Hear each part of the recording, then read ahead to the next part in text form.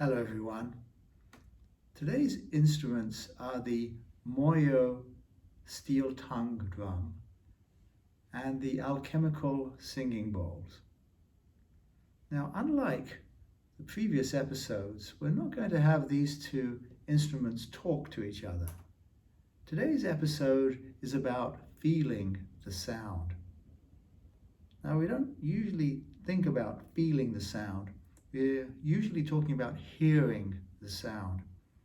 It's interesting that in the Italian language, the word for hearing is sentire, and the word for feeling in the reflexive verb is sentirse, meaning that feeling and hearing are very, very closely tied together in the Italian language.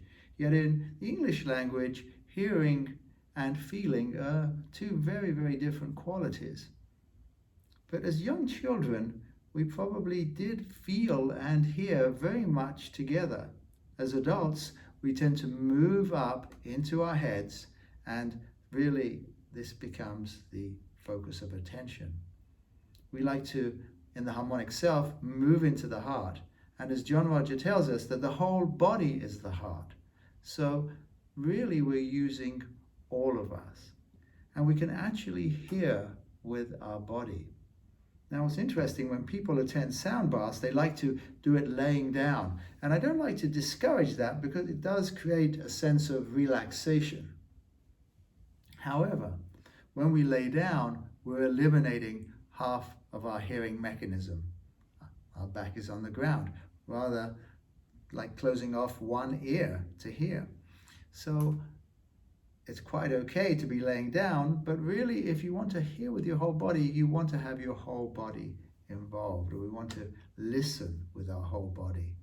Now, how does this translate into the real world? Well, there's an actual perfect example, and that is a musician percussionist called Evelyn Glennie. Now, she is a superb musician, and what makes her somewhat unique is that she's deaf. At the age of 12, she had a degenerative nerve disease in her hearing, and I was going to say the optic nerve, but that's the seeing, whatever the equivalent is of the hearing nerve. And that left her deaf. She can kind of hear somewhat muffled sounds, so she has to lip read. And it really turned her into needing to listen with her body to be a successful musician, and she didn't give up. Now, interestingly, she had perfect pitch before she lost her hearing. So there was a lot of ability there, and that gives her, when she speaks, you wouldn't know that she was a deaf person. She speaks quite normally because of that ability. But this hearing with her body is fascinating because she was actually accepted into the Royal Academy of Music, a very prestigious college of music in London, and actually graduated with honors. Well, how could that possibly happen? Well, when she's observed percussing, playing her instruments, and they are percussive instruments, she always does it bare feet. And the people who have observed her said she's like a ballerina, opening and stretching and arching her feet to feel the sounds within them. And when she was in college, she would put her hands against the wall to feel the vibrations. Well, we can feel sounds, most of us, in a crude sense. If there's a bass drum, we feel it in our bodies, or a loud or large truck goes past and we'll feel that vibration. But the more refined sounds we've tended to ignore, and I want us to begin to restore that sensibility or that sensitivity inside of us. And that's the purpose of these instruments, two very different instruments. And I want you to see where you can feel it in your body, but also how you can listen with your body, getting out of your head, but just seeing what that reveals to you as you listen with your body. Evelyn Glennie, Glennie, has done a very, very good TED Talk on this exact subject. So if you're interested in pursuing this further, you can check out that TED Talk. So it's real. It's a real phenomenon. And, she can hear the lower notes in the lower part of her body, and in the upper part of her body, she feels the higher notes. So she's a complete musical instrument, which is, of course, what we've talked about a lot in these episodes. The harmonic self, that we are music, that everything about us is music. Even our negative narratives are music. It may not be the music that we desire, it may not be the song of our soul, but it is music. We need to see everything in terms of music. We're musical beings, we're sound beings, we're vibrational beings. And that changes the mindset about who we are. One last point about this, as you know, I study Tai Chi Chuan, and in Tai Chi Chuan, a very important skill is called Ting, T-I-N-G, Ting, listening. But it's listening to the other person.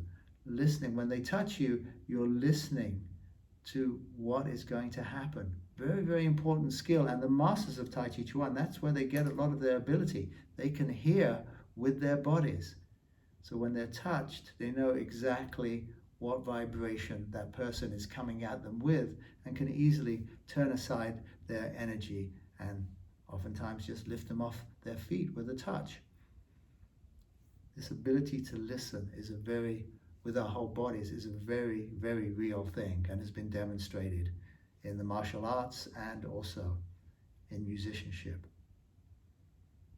So we ask for the highest and purest light from the highest and purest source to surround and fill each one of us in the space we're in for the highest good. Notice how that energy settles again. And we just move into our heart centers and feel that loving, and allow that loving to expand through our whole body and being, every cell. Allow yourself to be open and relaxed. Now, I always ask for the Lord Jesus Christ to be with us, guiding us, assisting us, blessing us, and protecting us. And the reason I do that is I want us all to be in this energy field of safety.